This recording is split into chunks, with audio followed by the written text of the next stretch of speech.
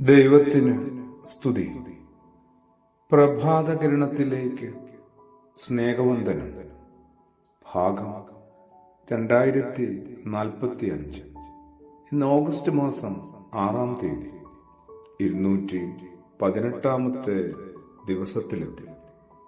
ഇന്ന് മറുരൂപ പെരുന്നാളാണ്. 3 സുവിശേഷങ്ങളിലും രേഖപ്പെടുത്തിയിരിക്കുന്ന പ്രത്യേക സംഭവമാണ് നമ്മുടെ വാഴ്ത്തപ്പെട്ട കർത്താവിൻ്റെ തേജസ്കരണം. കർത്താവിൻ്റെ പരസ്യ ശുശ്രൂഷ സമയത്ത് നടന്നൊരു കാര്യം. സ്വർഗാരോഹണം കഴിഞ്ഞാണ് സഭ ഇവ പെരുന്നാളായിട്ട് ഏറ്റെടുത്ത് ആചരിച്ചത്. 3 കുടിലുണ്ടാക്കാമെന്ന പത്രോസിന്റെ പറച്ചിലുണ്ട്. അതിനെ ആശ്രയിച്ച് കൂടാര പെരുന്നാളെന്നും ഇത് അറിയപ്പെടുന്നുണ്ട്. ഈ സംഭവം നടക്കുന്ന പശ്ചാത്തലം വളരെ പ്രധാനപ്പെട്ടതാണ്.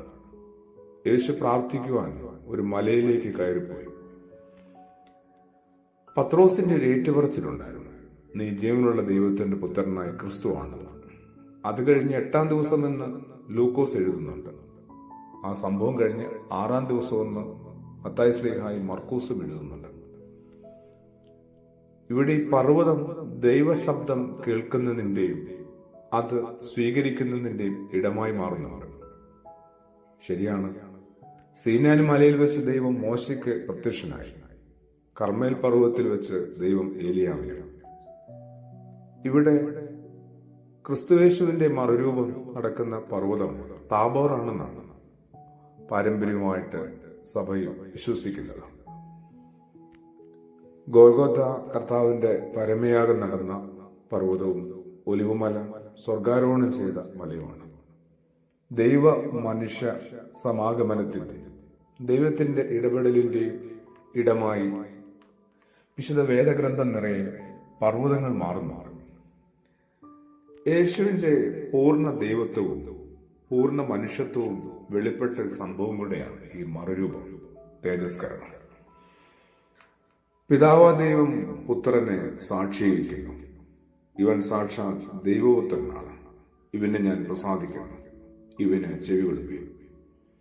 പിതാവാ ദൈവം പുത്രനെ അംഗീകരിക്കുകയും അധികാരപ്പെടുത്തുകയും ചെയ്ത സംഭവമാണ് തേജസ്കരണം അല്ലെങ്കിൽ രൂപാന്തരം.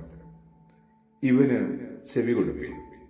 ഈ നല്ല വലിയ പെരുന്നാൾ ദിനത്തിൽ നമുക്ക് കർത്താവിന് കുറച്ചും കൂടി കാതുകൊടുത്താലോ, ഹൃദയം നൽകിയാലോ.